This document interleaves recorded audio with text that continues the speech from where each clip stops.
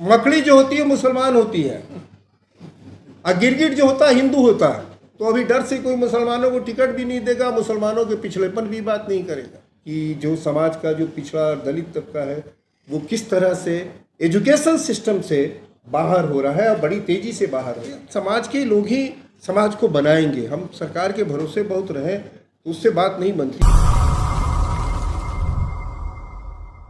देखिए, तो रिपोर्ट के बारे में ही मुझे बात करनी है, लेकिन चूंकि आपने कुछ इतिहास की बात छेड़ दी, फिर उन्होंने कर दी, तो मैं आपको एक बात जरूर कहना चाहूँगा कि हमारा जो समाज का पूरा ढांचा जो है, भारतीय समाज का जो पूरा ढांचा है, वो सुनी सुनाई बातों पे चलता है।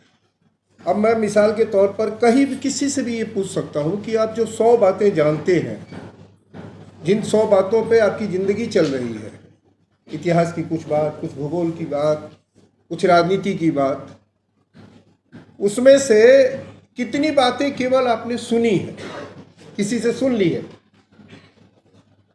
आपने पढ़ी नहीं है, उसकी डीप कोई स्टडी नहीं की है, डीप क्या स्टडी भी नहीं की है, तो वो आपको पता नहीं फिर कहाँ से कहाँ ले जाता है। और हमारा ढांचा लगभग ऐसा ही है। इतिहास के बारे में तो लगभग ये बात है।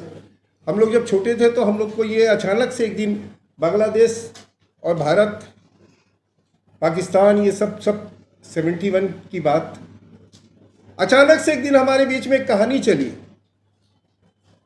कि मकड़ी जो होती है मुसलमान होती है और गिरगिट जो होता है हिंदू होता है। अब हम लोग छोटी उम्र के, बड़ी दिलचस्पी हो गई कि अब नई बात आ गई कि मकड़ी जो है मुसलमान और गिरगिट जो हिंदू, और कहानी भी बन गई मेरे सामने, तुरंत कहानी भी आ गई। आपको नहीं मालूम है क्या हुआ था? नहीं साहब, नहीं मालूम है। हुआ ये था कि पाकिस्तान के जो सैनिक, पाकिस्तान का मतलब आप समझ सकते हैं कि मुसलमान, वो कहीं भाग रहे थे और हिंदुस्तान की जो फौज है वो पीछा कर रही थी, और जो पाकिस्तान की जो फौज है वो एक गड्ढे में छुप गई। एक पुराना किस्म का कोई गड्ढा था, उसमें छुप गई। पीछे से हिंदुस्तान की फौज आई, खोजते खोजते तो देखा कि यहां तो कोई दिख नहीं रहा। तो हुआ यह था कि गड्ढे में तुरंत मकड़ियों ने जाल बना दिया। तुरंत जाल बन गया तो हिंदुस्तान की फौज ने देखा तो कहीं तो जाल है, तो पुराना, कहीं कुछ होगा नहीं यहाँ। तो वहीं एक गिरगिट थी जिसका स्वभाव होता है ऐसे ऐसे करना, गर्दन की हिटली है ना उसकी। तो गिरगिट ने अपना गर्दन हिला के और हिंदुस्तान की फौज को बताया यहीं छुपे हुए हैं।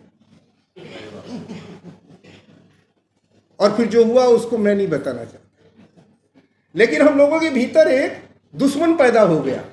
पता नहीं फिर उसके बाद हम लोगों ने कितनी मकड़ियों को मारा। मकड़ियां हमारे लिए दुश्मन हो गई और हमने खेल खेल में मकड़ियों को मारना सीख लिया, दुश्मन एक पैदा कर लिया। तो ये हमारे समाज का पूरा इस तरह से जो सुनी सुनाई कहानियों और इस तरह की बातों पर जो चल रहा है, ये समाज को बना नहीं सकता है। समाज को ही कुछ दे नहीं सकता है, समाज को बना नहीं सकता है, और समाज में उस खत्म ही कर रहा है। तो थोड़ी सी अगर हम लोग इस तरह की जो बातें होती है, जैसे बिरयानी कह दिया उज्जवल निकम ने, बिरयानी, आप सोचिए कितना भारत भर में बिरयानी जो है वो एक नैरेटिव बन गया और वो खाना भी बढ़ गया। मुसलमान का खाना बिरयानी कसाब ने मांगा, और उस उज्जवल निकम ने 2 साल के बाद कहा ऐसी तो कोई बात ही नहीं थी, उसने कभी नहीं बिरयानी मांगी। अब सोचिए 2 साल समाज लेकिन उससे जूझता रहा। बहरहाल, तो मैं ये इसलिए कि ये बात ऐसी चल गई कि मेरे भीतर वो बात चल रही थी, मैंने आपके सामने रख दी, माफ़ी चाहूँगा। देखिए, एक तो ये कि जो ये रिपोर्ट है, मैं ये समझता हूँ कि बहुत लंबे समय के बाद, जो कि बहुत पहले होना चाहिए था, ये बात सब लोग जिस तरह से खेल रहे हैं समाज की कुछ भावनाओं से, जो खेल चल रहा है जिस तरह का, उसमें मुझे लगता है जो बेसिक इशूज हैं उस पर हमें बात करनी चाहिए।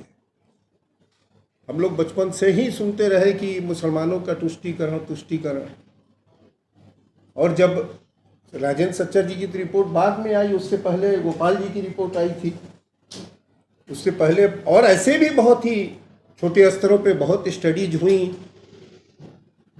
तो मालूम हुआ कि साहब यहाँ तो बहुत बुरी हालत है, कहाँ इम्पीचमेंट की बात है। लेकिन हम लोग उसको सब जगह दोहराते रहे, डराते रहे, सब कुछ ऐसा ही होता रहा और लगभग ये सिलसिला चल रहा है, ये चल रहा है सिलसिला।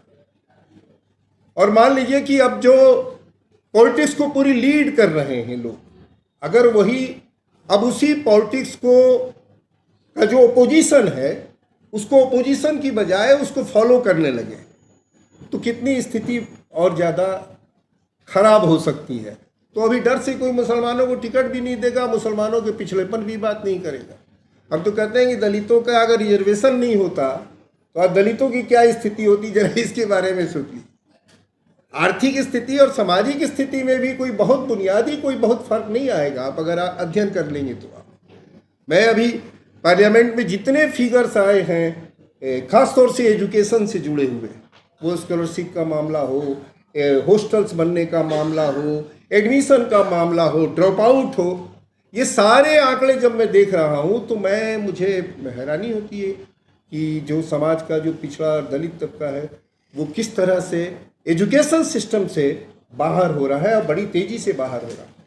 तो मुसलमानों की तो जो स्थिति चल रही है उसको एक तरह से इस रिपोर्ट में साफ साफ एक आपको इंडिकेशन दिया गया है। और अभी तो ये बहुत ही मोटी स्टडी है, मैं तो कह रहा हूँ कि अगर माइक्रो लेवल पे जब जाएंगे इसकी स्टडी ये होगी तो वो तो दिल दहला देने वाली घटनाएं होंगी। अभी तो ये माइक्रो लेवल पे बहुत नहीं है। अभी हम बता रहे हैं कि आप दूसरे जो ज़िले हैं उनकी कंपैरिजन में एजुकेशन की स्थिति क्या। अभी अचानक से मौलाना आज़ाद से आप जो स्कॉलरशिप थी उससे रिलेटेड जो आप केवल पार्लियामेंट के क्वेश्चंस और जवाब पढ़ लीजिए, आपको इसके बारे में पता चलेगा। और मैं ये कहता हूँ कि ये नीतिगत तौर पे ये होता है। अगर मान लीजिए कहीं झुग्गी के इलाके हैं और वहाँ सड़कें नहीं बन रही हैं, गंदी जगह में रहने के लिए विवश किया जाता है लोगों को, तो ये कोई केवल ये बात नहीं कि ये झुग्गी नहीं, ये पॉलिसी नीतिगत बात होती है कि नहीं यहाँ नहीं बनना है, इनको इसी हालत में ही रखना है। ये सारी बातें नीतिगत होती हैं और ये किसी एक पार्टी के साथ नहीं जुड़ी हुई है, बल्कि हमारा जो पूरा सिस्टम है अभी जिस तरह से काम कर रहा है सिस्टम उसका हिस्सा है। ये मेरी अपनी समझ बनी है ये देखने और सुनने के बाद। तो मैं एक ज़रूर ये बात कहूँगा कि ये जो पिछड़ापन है वो एक तरह की पॉलिसी जो है उसका हिस्सा है और इसको पिछड़ेपन की स्थिति को बनाए रखना है, ऐसा मुझे लगता है।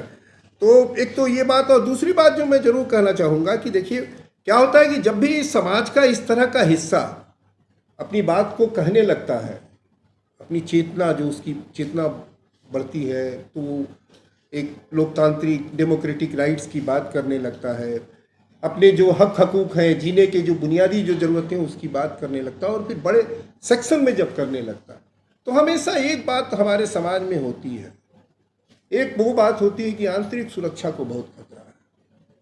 इस आंतरिक सुरक्षा को साथियों में ज़रूर कहूँगा कि इसको ज़रूर से ये जो पूरा ये नैरेटिव जो चलाया जाता है उसको बहुत ही संवेदनशील होके, बहुत ही सेंसिटिव होके इसको समझने की ज़रूरत है। इसको समझने की ज़रूरत है कि जब भी कोई बात, हम लोग बिहार में रिपोर्टिंग करते थे तो कोई किसी इलाके में कोई आवाज़ आवाज़ उठाता था तो वहाँ पर तुरंत बात शुरू हो जाती थी कि नक्सल गतिविधियाँ शुरू हो गई हैं वहाँ पर। आवाज़ उठाने का मतलब ये होता है इस तरह से। तो ये बात हमें चुभती है, ये बात, स्थिति नहीं बदली, पैसे आए उसके नाम पर कुछ, लेकिन बुनियादी तौर पर जो वहाँ जो दलितों की स्थिति उसमें बहुत फर्क नहीं दिखाई दिया हम लोग को कई सालों तक। तो मुझे ये लगता है कि ये जो जिस तरीके से चीज़ों को एड्रेस किया जाता है और टैकल करने की कोशिश होती है वो चिंताजनक है और समाज में मुझे लगता है कि हम लोगों को ये ज़रूर हम लोग को आप सचेत होकर और समाज ही देखिए, समाज के लोग ही समाज को बनाएंगे। हम सरकार के भरोसे बहुत रहें तो उससे बात नहीं बनती। और ये अच्छी बात है कि ये सामाजिक एक सोशल प्लेटफॉर्म से ये रिपोर्ट आई है। अभी तक हम गवर्नमेंट्स की जो रिपोर्ट आती है उस पर रिएक्ट करते हैं, उस पर बात करते हैं हम कि नहीं, ये उल्टा प्रोसेस है। एक सोसाइटी की ओर से प्रोसेस लगातार ये चलना चाहिए और कुछ और माइक्रो लेवल पर हम लोगों को और स्टडी इस तरह की करनी चाहिए